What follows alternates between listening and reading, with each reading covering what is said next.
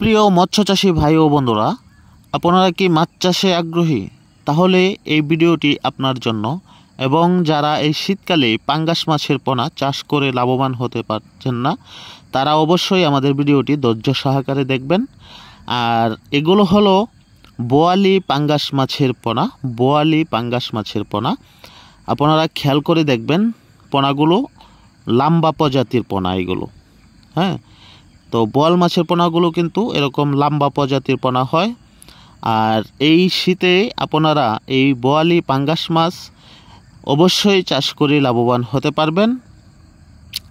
বিস্তারিত জানতে আমাদের ভিডিওটি ধৈর্য সহকারে দেখুন। আর দেশের বাহির থেকে যারা আমাদের ভিডিওটি দেখছেন, অবশ্যই আমাদের চ্যানেলটি সাবস্ক্রাইব করে দেবেন। কমেন্টের মাধ্যমে আপনাদের মূল্যবান মতামত জানাবেন। এই টাইপের পোনাগুলো আমরা বাংলাদেশের বিভিন্ন জেলায় হোম ডেলিভারি দিয়ে থাকি, অথবা সরাসরি আমাদের হ্যাচারি থেকে এসে পোনা সংগ্রহ করতে পারবেন।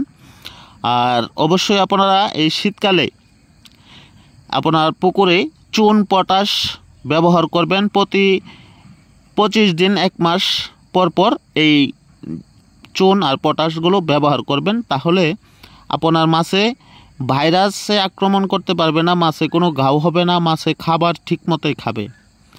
আর অবশ্যই পুকুরের পানি কীরকম, আপনার অনেকের পুকুরের পানি অনেক খাবারে নষ্ট হয়ে যাচ্ছে, পানিতে অনেক প্রয়োজন দেখা যায়। হ্যাঁ, মনে করেন পানি শীতে অনেক সবুজ হয়ে যায়, অনেক গাঢ় হয়ে যায়।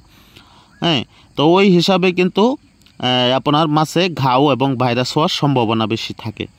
আর যদি চুন পটাশ লবণ প্রয়োগ করেন, তাহলে আপনার পানিটা মোটামুটি নিয়ন্ত্রণে থাকবে, আপনার মাছের কোনো প্রবলেম হবে না, মাছের পোনা খাবার খাবে খুব সুন্দর।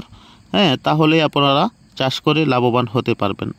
কিন্তু এই বিষয়গুলো অনেক নতুন চাষি আছেন, তারা অনেকেই আপনার এই জিনিসগুলো ফলো করতে পারে না, যার জন্য তারা বারবার